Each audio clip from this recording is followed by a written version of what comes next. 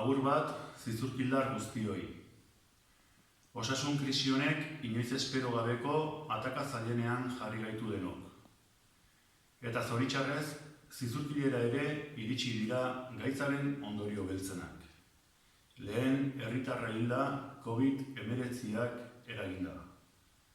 Mezu honen bidez, besarkada eta babes guztia helarazi nahi diogu Manoloren senide eta gertukoei. Zuekin gaude. Un fuerte abrazo a toda la familia y allegados de Manolo. Egoera ez ohikoa ari gara bizitzen. Baina egoera hori baliatu beharko genuke gure honena ateratzeko. Elkar zaintzeko, ondoko bizilagunari laguntza eskaintzeko, komunitate izaera sendotzeko. Eta eskarrak eman beharrean gara, bolondrez sare zabala osatu baitegu zizurkile. Udalaren eskariak erantzun ona izan du. Dozenak herritarrek eman dute izena. Laguntza eskariei guztiei erantzuten ari gara. Segurtasun protokolo zorrotz badekin.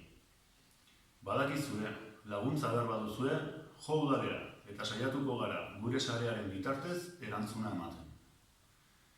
Eta edozein zalantzarekin ere, jo gure gana beldur gabe. Laguntzeko gaude.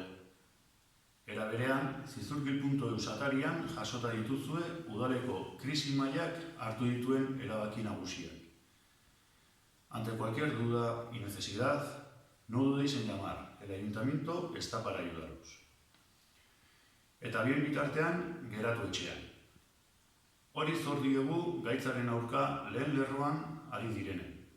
Osasun langile, garbitzaile, zaintzaile, oinarrizko komertziotako langile, eta bar, elkartasun eta animorik handiena zuentzako.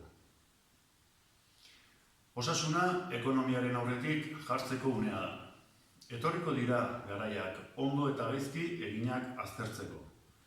Baina orain, geratu gaitezen denok etxeak. Es hora de priorizar la salud. Y por favor, quedémonos todas y todos en casa. Zein dezagula elkar. Ekar ditzagula bizitzak erdigunera, eta egoera honetatik indartuta aterako gara. Hala izan dadila. Mila esker denoi eta gora zizurkil!